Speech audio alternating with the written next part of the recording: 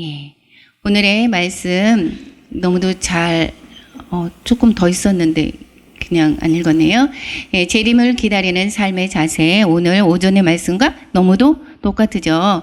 예. 너무도 오전에 했기 때문에 오늘은 또 이제 이분은 우리가 콩나물에 또 물을 주어서 잘 자라게 하는 그러한 시간이 되게 할 줄 믿고 또한 그런 자세로 듣겠습니다. 오늘 먼저 마태복음과 이렇게 누가복음이 있었는데요. 이 마태복음은 솔직히 이제 그 처음 쓰여진 게 아니라 사복음서 중에서 마가복음을 제일 먼저 썼죠.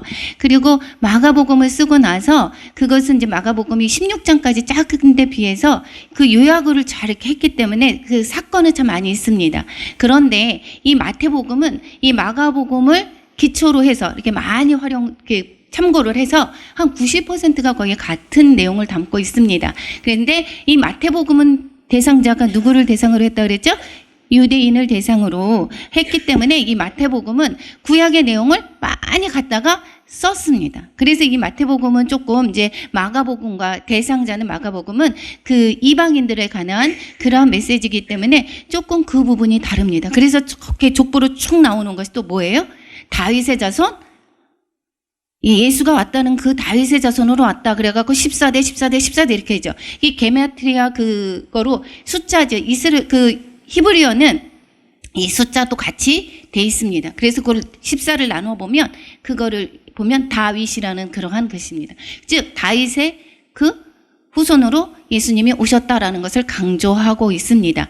그래서 이게 이제 뭐 사복음서를 그 에스겔에 나오는 네 생물에 비교해서 이렇게 하고 있는데 그거는 이제 차지하고 이게 구조를 제가 마태복음을 어떻게 하면 그럼 잘 읽을 수 있을까 이렇게 구조를 제가 봤었는데 이제 여러 가지를 참고를 했었는데 보니까 이 마태복음은 이제 그 강화설교로 되어 있습니다. 그래서 강화설교가 5개의 강화설교로 되어 있습니다. 그래서 쭉 보면 강화설교가 우리가 산상수훈 그러한 거로 5장에서부터 7장부터 이렇게 있고 쭉 그 다음에 2번째, 3번째, 4번째, 5번째 왜 이게 그 유대인들을 대상으로 썼기 때문에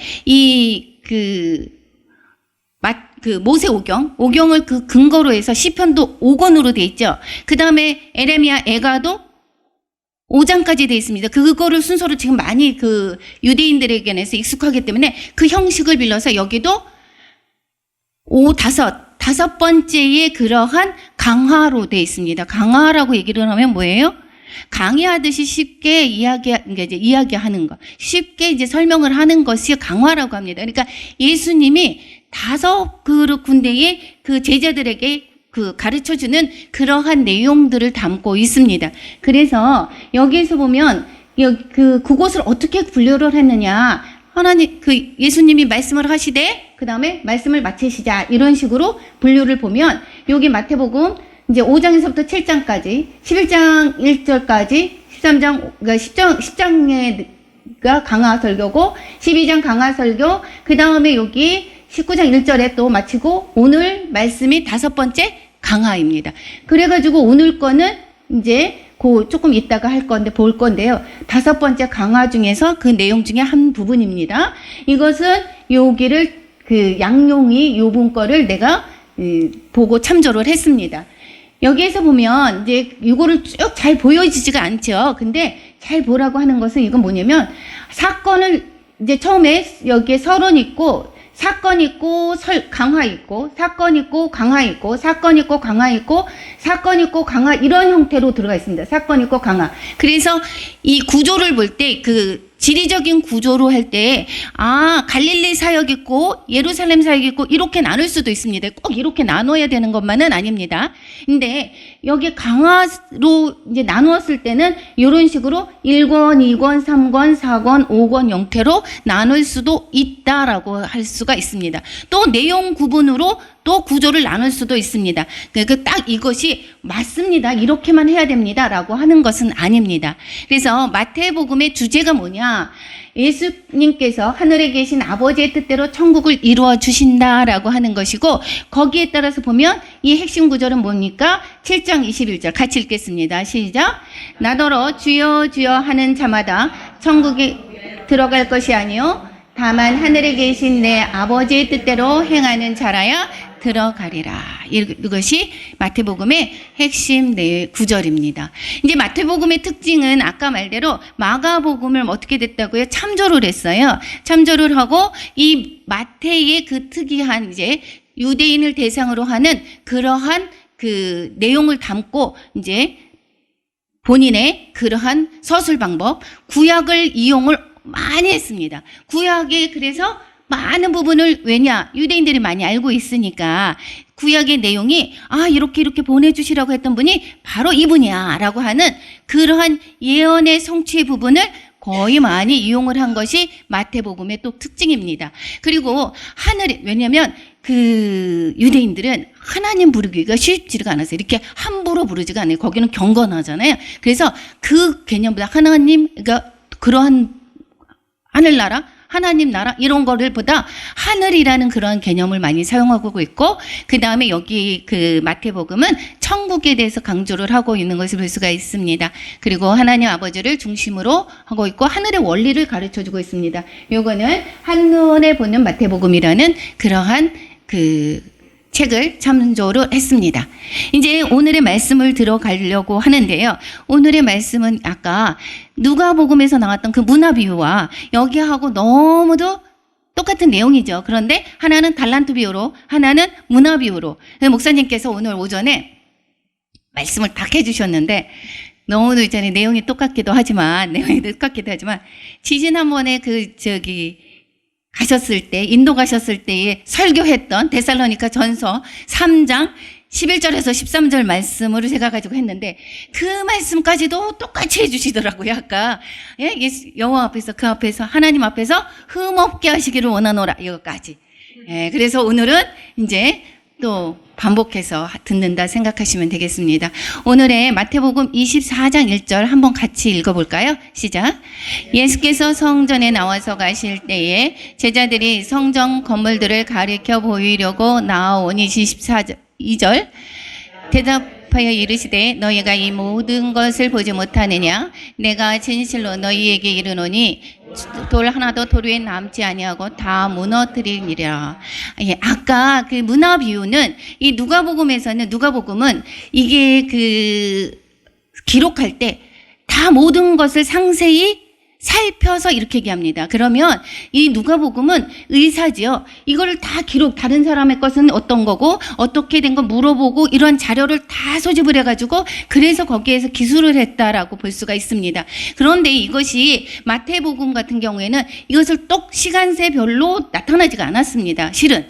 그래서 이 문화 비유는 아까 뭐라 그랬어요? 예루살렘에 바로 들어가기 전에 각각 목사님이 말씀을 하셨잖아요. 그 문화 비유가 있었다고 오전에 그렇게 말씀을 하셨습니다.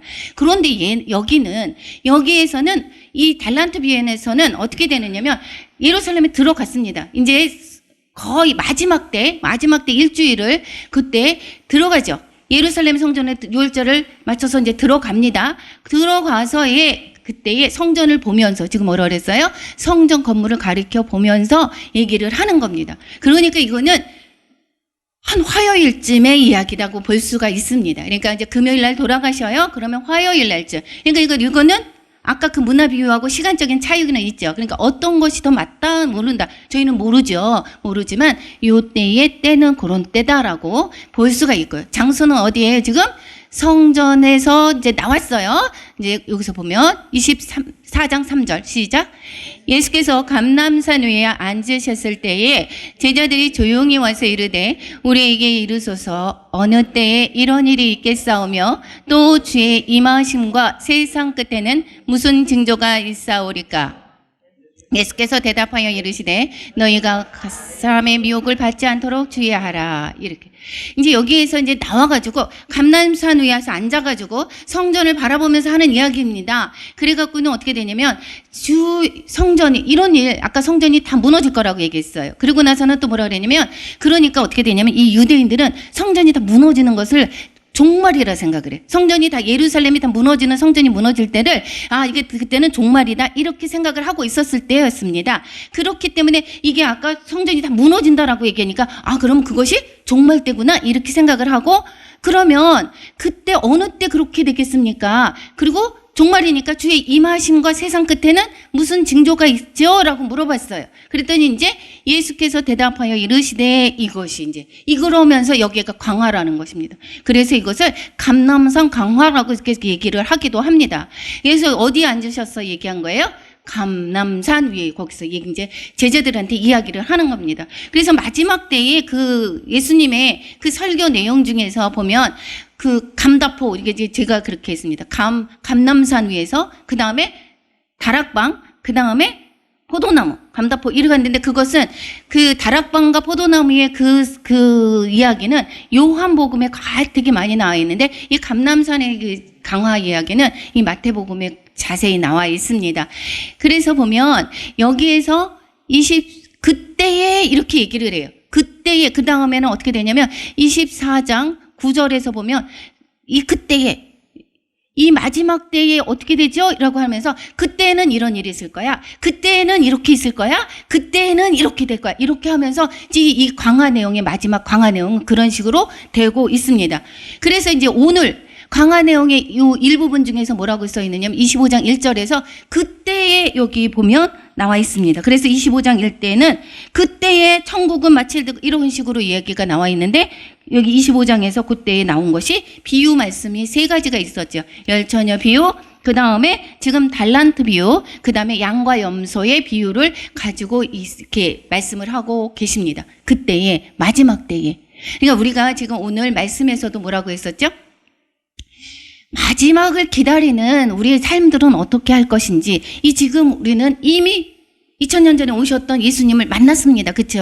다 가지고 만났습니다. 오신 예수님을 다시금 기다리면서 나를 돌아보고 이제 성탄주일날 다가오면서 대림절에 나를 돌아보면서 내가 정말 하나님을 정말 만났나, 2000년 전에 오셨던 그 주님을 잘 만났는지, 그리고 내가 만났어. 그러면 어떻게 돼요? 다시 오실 주님을 잘 내가 맞이하고 있는지, 그러한 것을 이 말씀을 통하여서 마지막 때 이렇게 될 거야 라고 하는 그 말씀을 통하여서 우리가 어떠한 자세로 임하여야 하는지를 배울 수가 있습니다.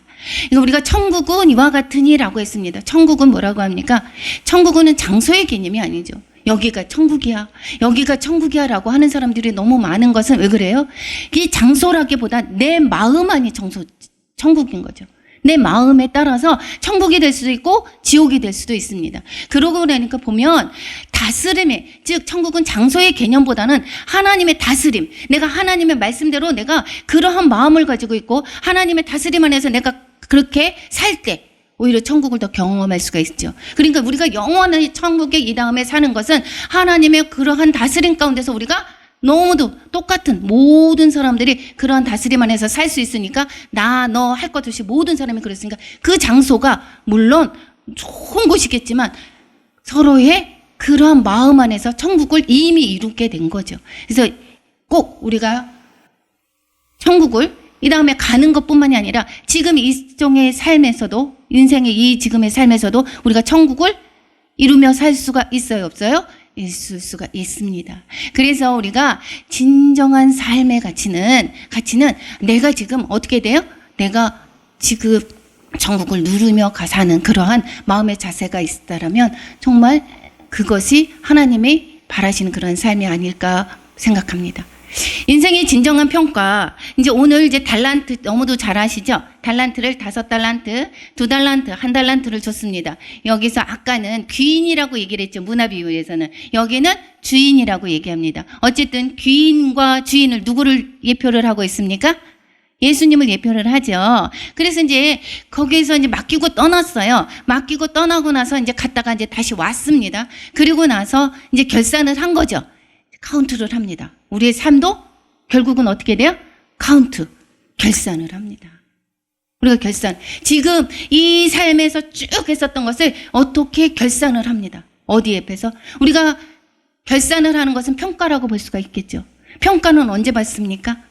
평가가 누구한테 대해서 저 사람 좋은 사람이야, 저 사람 괜찮은 사람이네, 이렇게 평가를 지금 현재 받는 것보다는 그것은 그것도 평가긴 평가지만 진정한 평가는 언제 받는 것이 진정한 평가가 될까요? 예, 하나님 앞에서. 아까 오전 전에 말씀에서 어떻게 했어요? 하나님 앞에서 흠없게 되시기를 내가 바라노라. 이게 말씀하셨죠. 그래서 내가 진정한 평가를 어디에서 받느냐? 하나님 앞에서 내가, 예수님 앞에서 내가 진정한 평가를 받을 때 내가 어떻게 되느냐면 그것이 지금 그 순간에 지금까지의 삶에 진짜 다 드러나진다는 거죠. 그래서 뭐냐면 내가 열심히 살았어요. 지금 되게 열심히 살아요. 그 열심히 사는 것이 진정으로 열심히 살아. 그러니까 내가 나중에 하나님 앞에서 흠없게 되기 위해서 내가 열심히 살아야지. 근데 그 열심히 잘못 간 열심이면 그게 좋을까요? 이게 내가 우리가 이윈영자하고 그때 만났을 때 그때 말씀을 그러시더라고요. 방향이 중요하다고. 방향이 맞아요. 그러니까 열심과 열정보다는 어떤 데서 내가 열심을 하느냐, 열정을 보냐. 조폭들도 아까 거기 딱 그림이 있는데 그분들도 나름대로 열심히 삽니다. 열심히 도둑질하고 열심히 하고 열심히 합니다. 그런데 그것이 어떻게 돼? 그 평가는 아니죠. 잘못된 평가가 받겠죠. 우리가 열심을 하는데 어떻게 방향을 올바로 가서 열심을 내야 된다라고 하는 겁니다. 그래서 열심과 열정 이것보다 뭐가 더 중요하다고요?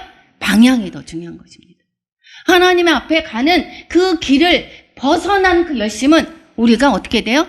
나중에 평가를 받을 때 우리는 어떻게 돼요? 악하고 게으른 종아 평가를 받게 될 수밖에 없습니다. 그래서 우리는 이제 그러면 우리가 어떻게 되느냐?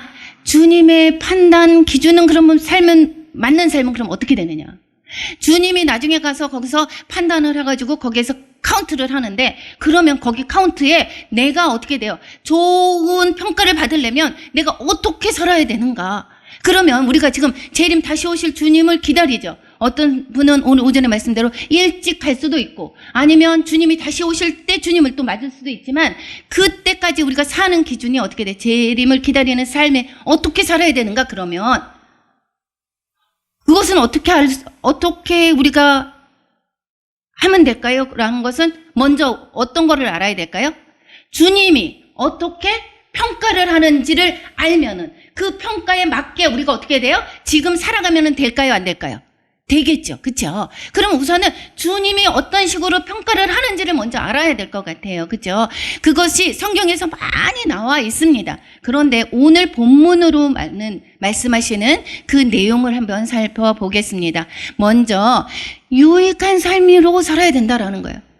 하나님이 평가를 할 때 너 유익한지 무익한지를 여기서는 보고 있습니다. 마태복음 25장 30절 같이 읽어볼까요? 시작. 이 무익한 종을 바깥 어두운 데로 내쫓으라. 거기서 슬피 울며 이를 갈리라 하니라. 이게 지금 한 달란트를 왜 이렇게 지금 이 얘기는 누구한테 한 얘기예요? 5달란트 줬고 2달란트 줬고 1달란트 줬는 그 사람들이 3명이 있었는데 이 누구한테 한 얘기죠? 이거는 1달란트 주는 사람한테 얘기한 거예요. 왜 1달란트 준 사람한테 이런 얘기를 해요? 5달란트는 바로 가갖고 장사를 해가지고 어떻게 됐어요? 5달란트 남기고 2달란트 사람들도 또 그와 같이 2달란트를 남겼는데 이 1달란트 사람들은 어떻게 됐어요? 땅에다가 파묻고 그리고 나서 어떻게 됐어요? 내가 도로 갖고 왔습니다. 이렇게 했어요. 그랬더니 여기 말씀하시는 주인이 하기를 무익한 종아, 이 무익한 종을 바깥 어두운데 내쫓으라. 아주 무섭게 이야기를 하십니다. 그러니까 이것은 결국은 뭐냐면 얼마나 많이 남겼느냐, 얼마나 무엇을 그렇게 했느냐, 이게 목표가 아니라 많은 것을 이루었냐가 아니라 이것을 한 것이 아니라 어떻게 됐냐면 뭐라고 그랬냐면 이것이에요. 큰 거, 나는 큰 거를 못 남겼어. 그리고 이 사람은 생각해보면 우리가 세상적으로 보면 그래도 손해는 안 봤잖아요. 빛을 갖다 주지는 않았잖아. 내가요 이거 1달란트를 갖고요 장사를, 아까 1달란트가 목사님이 뭐라 그랬어요? 금 34kg라고 그랬죠. 그럼 뭐 돈으로 환산하면 얼마라 그랬지 아까? 17억이라고 그랬어. 이 많은 돈이야. 우리는 1억만 있어도 너무 감사합니다 이렇게 하는데 17억을 그 땅에다가 파묻었으니 너무 아깝지 않겠어요?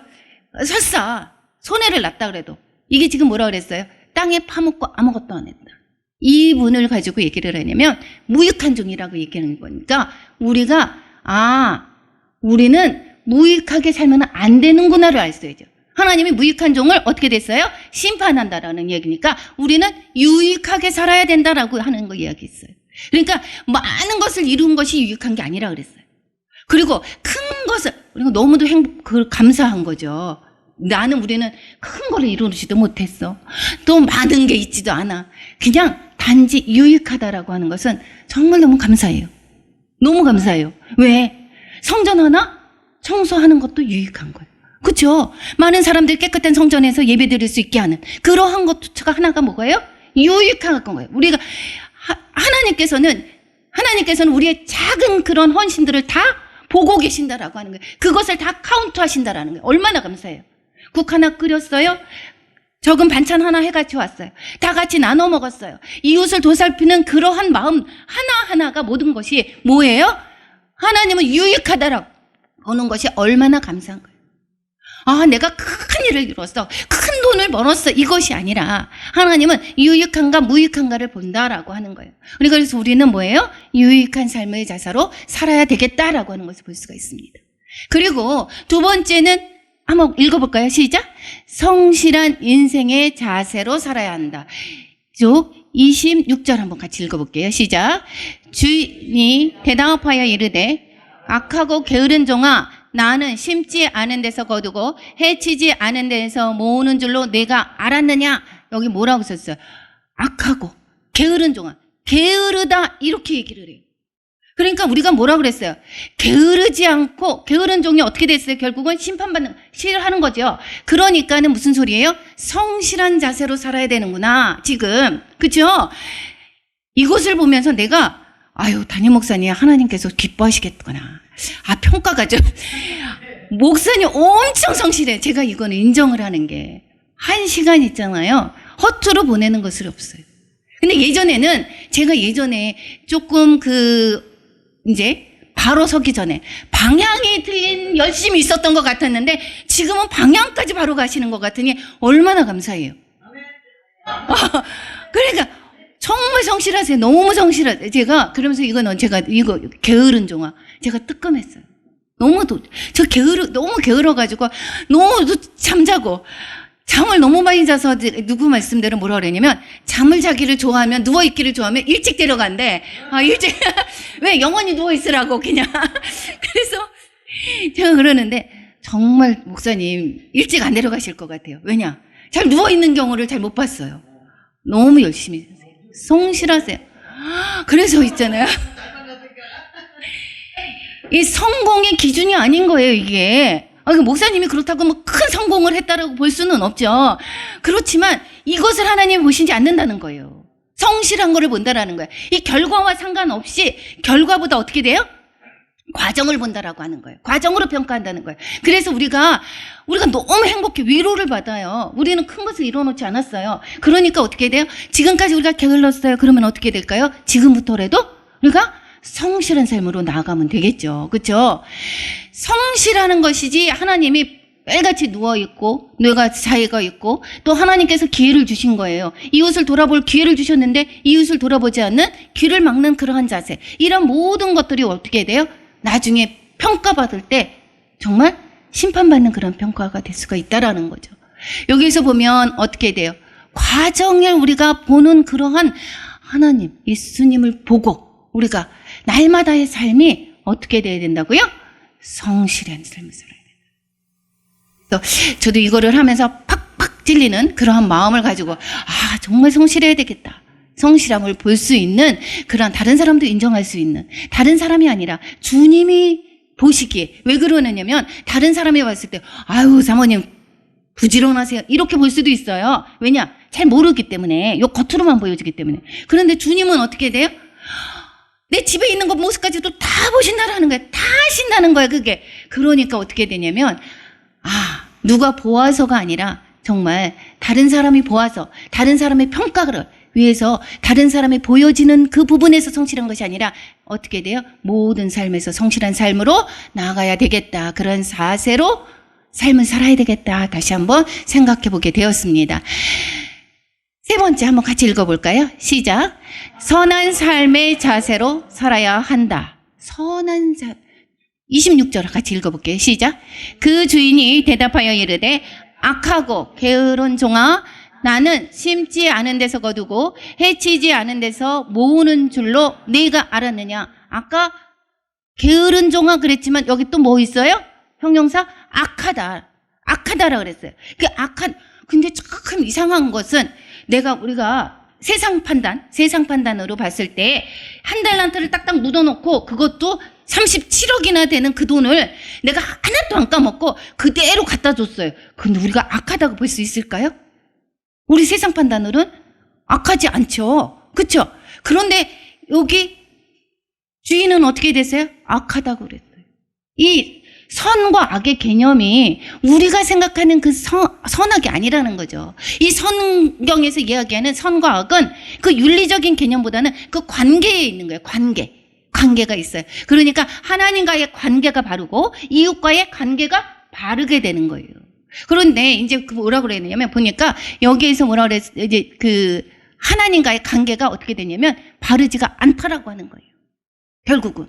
그것은 조금 후에 보면 말씀으로 보여질 수가 있어요. 그리고 이웃과의 관계에서도 어떻게 되냐면 우리가 바라야 되는 것이 관계가 좋은 것이 선한 거예요. 시편 133편 1절 한번 같이 읽어볼까요? 보라, 형제가 연합하여 동거함이 어찌 그리 선하고 아름다운고. 형제가 연합해서 이렇게 같이 관계가 좋은 것이 뭐라고 그랬어요? 어찌 그리 선하냐, 아름다우냐, 이렇게 얘기했어요. 우리가 아름답다 그래서 우리 기준으로. 그래서 뭐, 이렇게 예쁘게 살았다. 뭐, 예쁘다. 이런 것이 아니라 그것이 어떻게 돼? 관계가 있다라고 하는 거예요. 이 이웃과의 그 관계가 하나님이 보시기에 관계가 좋으면 선하다, 아름답다 이야기합니다. 그래서 어떻게 돼요? 하나님과의 관계 속에서 하나님과의 관계가 바르게 되면 내가 어떻게 되냐면 하나님의 말씀에 순종하게 되거든요. 관계가 바르면.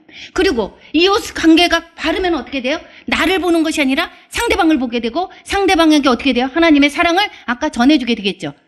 오전에 말씀대로 사랑해야 된다라고. 그래서 그런데 이 한 달란트 받은 건 우리 세상의 상식으로는 우리가 악하다라고 볼 수가 없는데 주님의 평가는 악하다라고 합니다. 왜 그렇습니까? 아까 말대로 왜곡했다고. 오전에서도 그랬었죠. 하나님을 잘 몰랐다라고 하는 거예요. 하나님과 주인에 대한 태도가 바르지가 않은 것으로 볼 수가 있어요. 왜곡된 거예요. 한번 24절 한번 같이 읽겠습니다. 시작. 한 달란트 받은 자는 와서 이르되 주인이여 당신은 굳은 사람이라 심지 않은 데서 거두고 해치지 않은 데서 모으는 줄 내가 알았으므로 이렇게 얘기해요. 이 주인은 지금 한 달란트 받은 사람들이 알았대. 내가 당신을 잘 아는데, 당신은 굳은 사람이야. 그리고 당신은 심지도 않았는데 거둘라 그래. 그러니까 무슨 소리예요? 주지도 않고서는 받으려고만 해. 그리고 굳은 사람이야. 이 사람은 어떻게 되냐면 다른 사람한테 베푸는 것도 없어. 그렇게 알았대. 이것은 어떻게 됐대요? 알다는 야다로 해서 여기에는 경험으로 하는 거예요. 지식으로 알았다는 게 아니야. 이 하나님을 그렇게 알고 있대, 자기가. 이것은 열심히 큐티를 했나 봐요. 그 주님에 관해서 열심히 큐티를 했는데, 이 하나님은 그런 사람이야. 이러고 상처를 받은 거예요. 왜곡을 했어. 그래갖고는 어떻게 되냐면, 이게 한마디로 무슨 소리예요? 주지도 않고 받으려고 하고. 그리고 어떻게 돼? 나누지도 않고 뭐라 그래? 이건 한마디로 도둑놈이라는 소리죠. 그쵸? 하나님이 도둑놈, 당신은 도둑이야. 도둑놈이야. 그래갖고 내가 어떻게 해야 돼? 내가 묻어놨어. 묻어놓고는 어떻게 되니까? 그러니까 다시 갖다 줬어. 이렇게 하나님을 왜곡을 한 거예요. 이 왜곡을 했으니까 어떻게 돼요? 하나님을 내가 일하고 싶겠어요? 그런데 이 사람이 왜 알까? 야다로, 경험으로 이렇게 알았을까요? 이 문화 비유에서는 다 공평하게 줬었는데 어떤 것이 맞는지는 모르겠지만 여기에서의 그것은 처음에 시작부터가 어떻게 됐어요? 다르게 시작됐죠. 15절 한번 읽어볼까요? 시작. 각각 그 재능대로 한 사람에게는 금 5달란트를, 한 사람에게는 2달란트를, 한 사람에게는 1달란트를 주고 떠났더니 여기에 재능대로 이렇게 얘기를 했어요. 누구는 재능이 많아. 나는 내 재능이 5달란트를 줬어. 저분한테는 2달란트를 줬어. 나는 얼마를 줄까? 나는 한 3달란트는 줘야 되지 않을까? 이렇게 생각했는데 1달란트를 줬단 말이에요. 진짜 기분이 되게 나빠. 이것도 재능이야. 나를 뭘로 본 거야? 세상에. 그리고 아니 너무 상실감이 많은 거예요. 나를 뭘로 보고 내가 이게 재능이 이렇게 없단 말이야. 이렇게 나를 이렇게 못되게 봤어? 나를 그 정도밖에 안 봤단 말이야? 그리고 너무 상처를 많이 받았어요. 그래갖고는 어떻게 됐어요? 그리고는 마음이 상했으니까 상실감이 있었어요. 그리고는 왜곡했어요. 이 마음의 상처가 어떻게 됐어요? 하고 싶어 하지를 않은 거예요. 우리의 삶에서 이 말씀을 우리와 다 비교해보면 누구는 태어나자마자부터 집이 몇 채라고 하는데 누구는 왜 이렇게 예쁘기도 하는데 또 공부도 잘해요. 거기에다가 또 어떻게 돼? 집에 재산도 많아. 또 어떤 사람은 왜 이렇게 저렇게 하는 것이 잘하는 게 많아? 외모, 학벌, 돈 우리는 공평하다고 생각을 하나요? 네? 여기 말대로 상처를 팍팍 받았고 그래가지고 어떻게 돼요? 나 일하기도 싫어. 저는 예전에 그랬어요. 예전에 있잖아요. 저한테 주신 달란트가 많은데도 불구하고 그러고 나서도 어떻게 되냐면 그 달란트를 어떻게 되냐면 나는 할 수 있는 게 없어. 왜 그럴까요?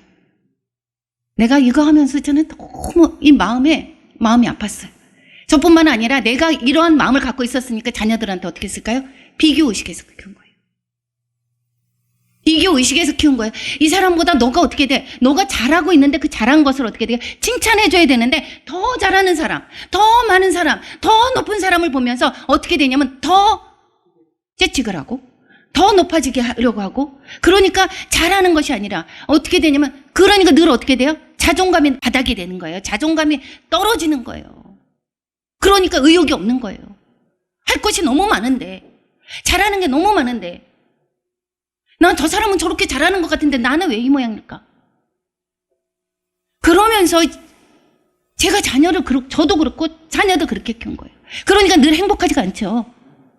이 1달란트 받은 사람이 그 사람이 얼마나 불행했겠어요. 하나님을 그렇게 왜곡하고 그렇게 됐는데 어떻게 돼요?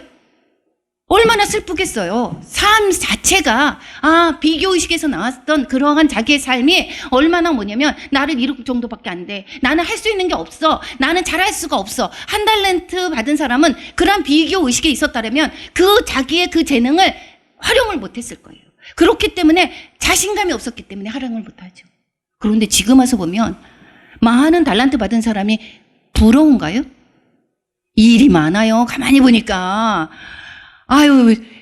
모두 잘하면 이것도 해야 되고 저것도 해야 되고 저것도 해야 돼. 그리고 또 뭐냐면 그걸 또 카운트 하신대 하나님께서.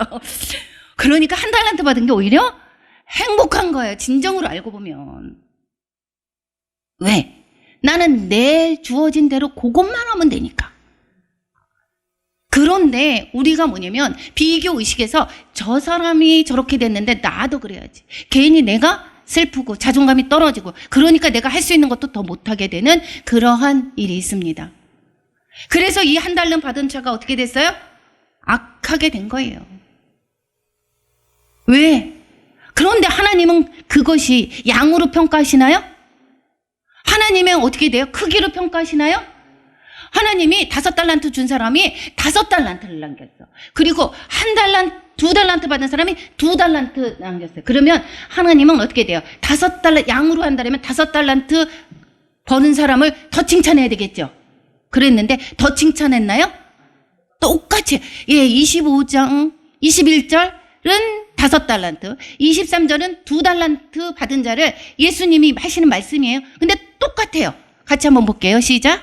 그 주인이 이르되 잘하였도다 착하고 충성된 종아, 내가 적은 일에 충성하였음에 내가 많은 것을 내게 맡기리니 내 주인의 즐거움에 참여할지어다 하고. 똑같아요. 하나님은 그 크기에 상관이 없었어요. 양도 상관이 없었어요. 그런데 이 1달란트 받은 자는 어떻게 됐어요? 그것을 몰랐어요. 하나님의 그러한 것을 몰랐던, 하나님의 마음과 다르게 생각을 했다라고 하는 거예요. 평가가 하나님의 예수님은 우리가 어떤 사람은 많은 일을 해요. 그 사람은 어떻게 돼요? 달란트를 많이 줬기 때문에 많은 일을 해야 돼요. 왜? 달란트가 많았기 때문에. 나는 달란트가 요만큼밖에 없어. 요것에 어떻게 됐어요? 착하고 충성된 종아, 요거 하나에 잘하면 그것이 갖고 어떻게 돼요? 하나님은 착하고 충성된 종아 평가하시는 거예요. 카운트하시는 거예요. 그리고는 어떻게 되냐면 내 주인의 즐거움에 참여할지어다 하고. 이 한 달란트 받은 자가 하나님을 왜곡했기 때문에 그러니까 자존심 상하고 자기가 자존감이 바닥이 났고 그러니까 하고 싶지도 않고 무능력해지고 그리고 게을러지고 선한 영향을 끼칠 수가 없게 된 것을 볼 수가 있습니다. 이 한 달란트 받은 자는 양적으로 비교의식 그리고 어떻게 됐어요? 분노했고 또 상처 속에서 인생을 살았다라고 있는 것입니다. 우리 딸을 보면서 정말 많은 것을 잘함에도 불구하고 나는 잘 못해. 정한이가 잘해. 항상 그렇게 비교시.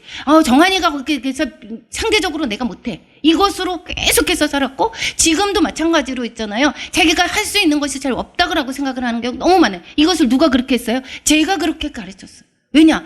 계속해서 채찍으로 모아갔어요. 내가 너무 이 부분에 대해서 그리고 행복하지가 않았고 결국은 의욕이 없어집니다. 이런 사람들은. 의욕이 없고 게을러지고 관계가 뒤틀립니다. 내가 자존감이 낮습니다. 그러면 상대 보기가 좋게 보여질까요? 잘 나가는 사람은 어떻게 될까요? 시샘이 되죠. 우리가 내 것에 만족하고 사는 사람, 그 자기 주신 달란트를 만족하게 사는 사람들은 그러한 사람들은 어떻게 되느냐면 모든 것에 어떻게 되냐면 자신감이 있습니다. 왜? 다른 사람과 비교하는 것이 아니라 내 주어진 것에 최선을 다하니까. 내 최선을 다해서 하나님께서 어떻게 돼요? 그 결과가 어떻게 될지라도 내가 하나님을 바라보는 그 마음으로 내가 성실하게 일하게 되고 그렇게 되면 성실하게 되면 어떻게 돼요? 결국은 많은 사람들에게 유익을 끼치게 되는 거죠. 나는 저 사람은 어떻게 되냐면 저 사람은 돈을 헌금을 얼마나 했대. 근데 나는 돈이 없어요. 그거하고 하나님이 비교한다고요? 안 한다고요? 안 하신다고요. 자기에게 주어진 것으로 최선을 다하면 된다는 거예요. 성실함이 그것으로 따져진다는 거예요. 그리고 그것을 적극 활용하면 옆에 사람, 많은 사람이 아니라 내 이웃을, 옆에 한 사람만이라도 내가 주어진 것에서 내가 어떻게 돼요? 옆에 있는 담임 목사님, 옆에 있는 남편과 자녀들에게만 내가 잘하는 것으로도 밥을 잘해주는 것만이라도 그것도 어떻게 돼요? 그 사람한테 어떻게 돼요? 선한 영향력이 끼쳐지고 이 사람들이 어떻게 돼요? 또 바뀌어져서 또 바깥으로 가서 또 선한 영향이 끼쳐지는 거예요. 우리가 큰 것을 얘기하는 것이 아닙니다. 선하다라고 하는 것은 어떻게 되는 거라고요? 하나님과의 관계가 바르고 이웃과의 관계가 바른 것을 가지고 악하다, 선하다 이야기한다 그랬어요. 그리고 성실하게. 내가 만족하지 않으면 하고 싶지가 않아요. 내가 마음이 우러나야지. 이 하나님이 내가 이 작은 여기다 물 떠넣는 거, 화분에 물 하나 주는 거, 청소하는 거, 이거 자체가 하나님이 기뻐하시는구나. 이것이 하나님이 좋아하시는 거구나.